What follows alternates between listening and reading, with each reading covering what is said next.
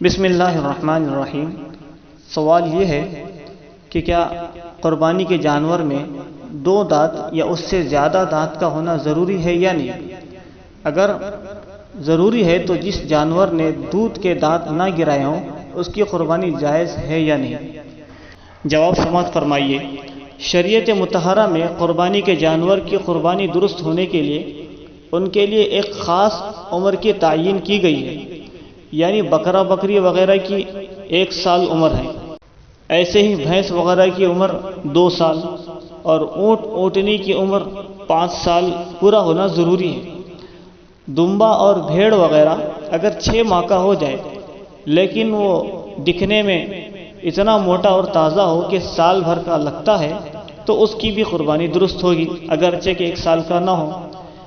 اگر یقینی طور پر معلوم ہو کہ ان جانوروں کی اتنی عمریں ہو گئی، مثلا جانور کو اپنے سامنے پلتا بڑھتا دیکھا ہو اور ان کی عمر بھی معلوم ہو تو ان کی قربانی درست ہے۔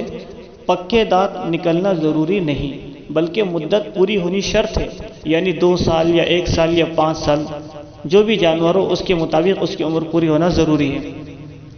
لیکن آج کل چونکہ فساد کا غلبہ ہے اس لیے صرف بیوپاری کی بات پر اعتماد نہیں کیا جا سکتا، اس لیے احتیاطاً دانت کو عمر معلوم کرنے کے لیے علامت کے طور پر مقرر کیا گیا ہے۔ دانتوں کی علامت ایسی ہے کہ اس میں کم عمر کا جانور نہیں آ سکتا، ہاں زیادہ عمر کا آنا ممکن ہے، یعنی تجربے سے بات ثابت ہوتی ہے کہ مطلوبہ عمر سے پہلے جانور کے 2 دانت نہیں نکلتے۔ لہذا صورت مسئولہ میں اگر جانور کی عمر یقینی طور پر پوری ہو چکی ہو تو دانت آئیں یا نہ آئیں قربانی درست ہو جائیں گی، اور یہ معلوم نہیں تو پھر احتیاطاً دانت آنے پر ہی قربانی درست ہونے کا حکم لگایا جائے گا۔